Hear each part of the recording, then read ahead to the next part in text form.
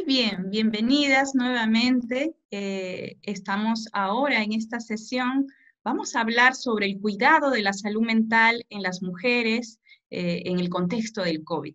Yo soy Vanessa Herrera, médica psiquiatra del equipo técnico de la Dirección de Salud Mental del Ministerio de Salud y parte del equipo de la línea estratégica de cuidado para prevenir la violencia basada en género en el país. Muy bien, en esta jornada vamos a dar algunas recomendaciones, prácticas y consideraciones en el marco de la resolución ministerial 186 del Ministerio de Salud. Entonces, empecemos. ¿Existe mayor riesgo de violencia hacia las mujeres en el contexto del COVID? ¿Qué piensan ustedes? Muchos podrían creer que tal vez no es así. Recuerden que somos uno de los países de la región con mayor presencia de violencia hacia las mujeres. Tenemos una ley que regula la prevención y erradicación de la violencia contra las mujeres, y con énfasis también en nuestras niñas, niños y adolescentes, y a lo largo y ancho del país en los diferentes contextos socioculturales. Según diversos estudios, y también ustedes ven las noticias, a pesar de este aislamiento domiciliario, se han presentado casos de mayor presencia de violencia sexual, de feminicidios en diferentes regiones, y se ha anunciado desde la ONU, mujeres, diferentes plataformas a nivel mundial, ese incremento de violencia machista durante este confinamiento. Esta situación es realmente preocupante y nos tiene que hacer visibilizar algo que muchos consideran como una forma de doble pandemia. Ya sabemos que tenemos indicadores elevados de violencia basada en género en nuestro país y en contexto de epidemia o de pandemia o crisis humanitaria, justamente las personas que ya sufren de violencia por sus parejas, exparejas, o las niñas, niños y adolescentes tienen mayor riesgo de incrementar todo ello. Sabemos, recuerden ustedes, que según el Observatorio de Criminalidad del Ministerio Público, el 60% de feminicidios en el Perú ocurren en el hogar. Ahora imaginemos que estamos, lamentablemente, por medidas de bioseguridad y sanitarias, tener que estar mayormente confinadas a estar restringidas socialmente, justamente con la persona que en nuestro entorno domiciliario puede agredirnos. En esta emergencia, según menciona el PNUD, ONU Mujeres, el Ministerio de la Mujer y Poblaciones Vulnerables, que tiene la rectoría para ver el tema de violencia hacia las mujeres, ha enfatizado que todos los sectores, incluidos salud, recuerden que nosotros actuamos conjuntamente con el Ministerio de la Mujer y los otros sectores para prevenir, cuidar a las personas y rehabilitar a las personas, mujeres, con secuelas por la violencia basada en género y las niñas, dado que se incrementa todas las formas de violencia en este espacio privado. Entonces, analicemos un poco más. ¿Quiénes son las personas que están mayormente en riesgo? Ya las había mencionado, las mujeres a lo largo del curso de vida, con especial énfasis las personas que han sufrido ya previamente o vienen sufriendo actualmente y han sido detectados en sus establecimientos de salud, en sus IPRES, tanto públicas y privadas, tanto del Ministerio de Salud, E-Salud, Fuerzas Armadas y Policiales. Todos nosotros tenemos la responsabilidad de garantizar la detección precoz de estos casos, el seguimiento continuo y el acompañamiento emocional para recuperarlo de la afectación emocional que tienen las personas y su grupo familiar. Entonces, estas mujeres con especial énfasis, ellas que ya vienen sufriendo, que están en un proceso de litigio, que han pedido garantías de alejamiento, por ejemplo, del agresor, temen por su seguridad justamente y puede incrementarse significativamente la presencia de problemas de salud mental en situación de aislamiento domiciliario o cuarentena. Según la Organización Mundial de la Salud, desde el año 2005, que ha venido haciendo diversos estudios sobre cómo se va afectando la salud mental poblacional, incluidas los problemas psicosociales como la violencia, se espera que se duplique a los problemas, la presencia de problemas de salud mental y problemas psicosociales en este contexto. Por ello, es importante enfatizar la actuación y detectar estos casos activamente. Es importante también analizar los contextos que influyen en todo ello. Recuerden que en contextos donde estamos, en aislamiento social, en cuarentenas, en general las mujeres tienen mayor sobrecarga doméstica, mayor sobrecarga de cuidados a personas afectadas por COVID, por ejemplo, miembros de la familia, tal vez personas mayores, o el cuidado de los hijos, de las hijas, el cuidado de alguna persona enferma en general por una enfermedad crónica, muchas de ellas son las que tienen esa sobrecarga. Y también tienen la sobrecarga de responsabilidades económicas en familias monoparentales, tanto madres solteras o separadas como jefas del hogar. Y muchas de ellas, la gran mayoría de ellas, tienen empleos informales. Más del 70% de ellas en este contexto viven en un contexto de empleo informal y justamente las actividades de cuidado, trabajadoras del hogar, personal de la salud, son fundamentalmente femenino. Y justamente al estar en primera línea, tienen mayor riesgo de estrés, ansiedad, problemas de depresión, afectación en general, incluidas las formas de violencia. Si a esto le añadimos el tema de el tener al enemigo en casa, eso se incrementa mucho más la posibilidad de afectar significativamente su salud mental.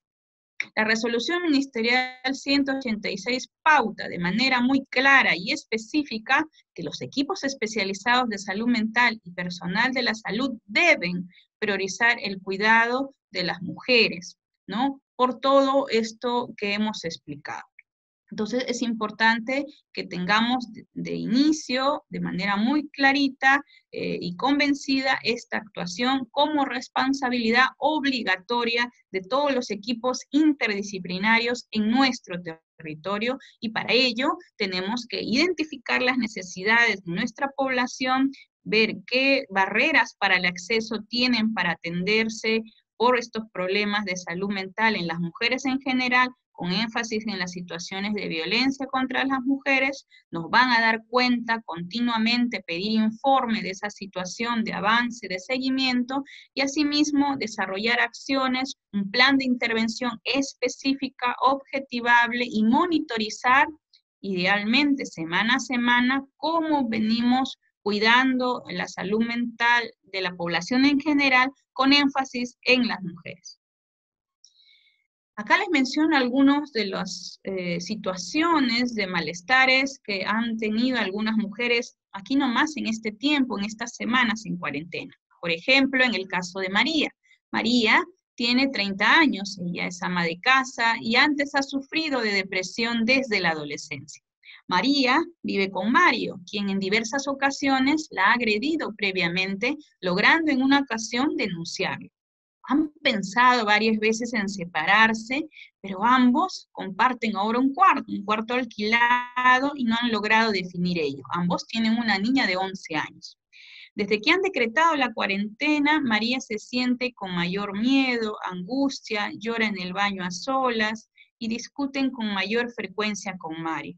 Ella teme que la vuelva a agredir. Hoy Mario regresó de hacer taxi bebido y la ha golpeado físicamente. Ella no sabe qué hacer ni a dónde acudir. Este es el caso de María. Ahora veamos el caso de Julia. Julia tiene 45 años. Ella trabaja como vendedora ambulante y ha sufrido en la infancia de maltrato infantil y violencia sexual. Vive solo con Juan, que es su conviviente desde hace un año en un cuarto alquilado. Juan le exige tener relaciones sexuales, a lo que ella no desea tenerlas. Ayer la agredió en el rostro y forzó a tener relaciones sexuales. Julia, desde hace 2 días, no sabe qué hacer, se siente con rabia, insomnio y tiene vergüenza de comentarle a su familia y amigas lo que ha pasado. ¿Son o no situaciones de violencia las que hemos narrado? Estas situaciones de violencia vienen siendo detectadas, registradas en muchos de nuestros establecimientos y también vienen siendo contestadas por la línea 100, por el Ministerio de la Mujer, siendo en algunos casos llegando a denunciar a las comisarías por la línea 105. Estos son algunas de las formas de violencia que se pueden dar y incrementar durante este periodo. La actuación inmediata, diligente, es fundamental por el equipo de salud. No es algo que tengamos que postergar o considerar que solo tenemos, por ejemplo, casos de COVID. Eso es un error frecuente porque, como les mencionaba, en el contexto de la pandemia, muchos problemas se van a incrementar y eso puede generar muertes indirectas incrementadas, como son el caso de feminicidio. Entonces, los actos que se incrementan en este contexto de cuarentena y en general por el contexto del COVID, puede ser, por ejemplo, que nos obliguen a tener relaciones sexuales, golpear, insultar, hostigar, ejercer actos de control, entre otros, son acciones o actos frecuentes. Asimismo, prohibiciones para comunicarse a través de llamadas, mensajes, redes sociales, el uso de internet o incluso aparatos electrónicos, incluso a los niños y adolescentes que pueden limitar eso de manera como un castigo, además de los castigos físicos. Obligar a realizar las labores domésticas, esto es importante, de modo que enfaticemos que todo el grupo familiar deba compartir estas responsabilidades, privar de recursos indispensables para satisfacer las necesidades básicas, por ejemplo, no darle pensión de alimentos o manutención en este contexto para las niñas, los niños, los hijos, eso también se puede incrementar. Prohibir salir del hogar, echar llave, más allá del tema de la restricción a la libertad de tránsito, sino prohibir al otro, incluso teniendo una necesidad de salud, también es una forma de violencia. Cualquier acción en general que cause muerte, daño, sufrimiento físico, sexual y psicológico, tanto en el ámbito público o privado, son formas de violencia. Recuerde que desde el mismo Ministerio de Salud y la Dirección de Salud Mental venimos implementando y fortaleciendo acciones para intensificar la ruta de actuación efectiva para el acompañamiento y cuidado integral a todas las personas afectadas por cualquier forma de violencia.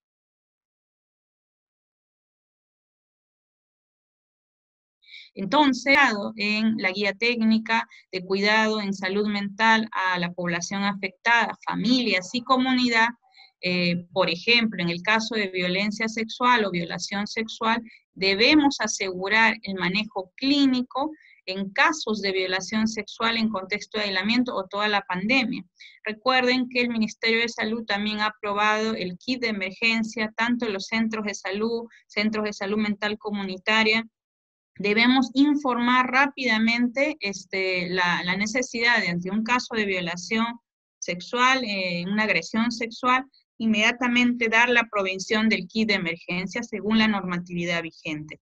Por ello, los equipos de salud mental territorial, tanto los psicólogos de 1.3, 1.4, de hospitales generales, centros de salud mental comunitario, de las redes asistenciales de salud, tienen que trabajar de la mano con los equipos de salud sexual y reproductiva. Recuerde que también está la línea 113, opción 5, que es para asesoría o acompañamiento en la salud mental, apoyo psicosocial. Recuerde también que debemos trabajar en violencia de la mano con muchos sectores, incluso con Ministerio de la Mujer, Comisaría, Fiscalía, Ministerio Público, Poder Judicial, todo ello para asegurar que esa ruta de actuación y las garantías para distanciamiento de la persona agresora y también la protección, medidas de protección necesarias para ese grupo familiar sean efectivas, porque si no se asegura esa medida de protección, lógicamente va a afectar su salud emocional va a vivir con más miedo, con mayor angustia, con mayor tensión, no va a poder sentirse bien y desarrollar su proyecto de vida, y más aún con la angustia en este contexto de pandemia. Entonces, es necesario que ustedes garanticen como equipos intra e intersectoriales el enlace con el Centro de Emergencia Mujer de su territorio. Ustedes tienen que tener un mapeo de su zona, dónde está el Centro de Emergencia Mujer, el teléfono de la persona de enlace, la psicóloga, la abogada, la trabajadora social, tal vez haya en su distrito, en Lima, un servicio de atención urgente que responden rápidamente al llamado si hay una tentativa de feminicidio, un caso flagrante de violencia o alto riesgo de violencia severo. La línea 100 también tiene, recuerden, un equipo interdisciplinario que acompaña, y bueno, nosotros incluso en este contexto de restricciones nos pueden pedir de grado fuerza, tanto el Ministerio Público como el Poder Judicial, hagamos el acompañamiento psicológico, emocional, de la salud mental de una persona afectada por violencia. No podemos rechazar o no hacer la atención.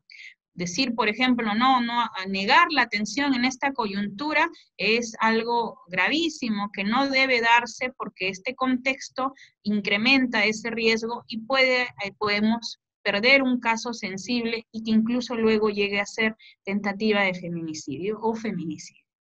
Entonces, esto es importantísimo que lo recordemos.